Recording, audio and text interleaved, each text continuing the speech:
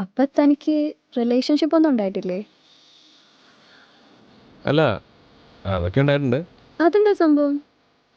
അല്ല, അങ്ങനെ ഇപ്പം എന്താ പറയാൻ പാടില്ല, ഒരു സംഭവമൊന്നുമില്ല. ഒരു സാധാ ക്യാമ്പസിലോ മാത്രമേ ഉള്ളൂ.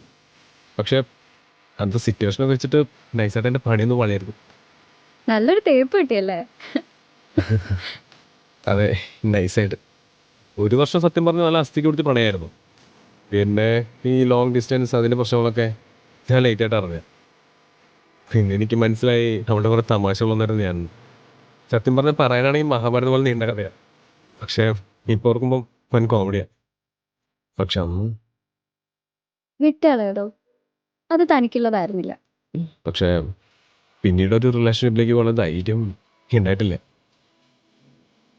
അതാണ് ലൈഫിൽ സംഭവിക്കുന്ന ഏതൊരു കാര്യത്തിനും ഒരു കാരണം ഉണ്ടാവും. പിന്നെ ഒരിക്കൽ അങ്ങനെ സംഭവിച്ചെന്ന് വെച്ച് എപ്പോഴും അങ്ങനെ ആയിരിക്കണം എന്നില്ലല്ലോ. ഒരു കണക്കിനൊരു ഹാർട്ട് ബ്രേക്ക് ഒക്കെ ഉണ്ടാവുന്നത് നല്ലതാണ്.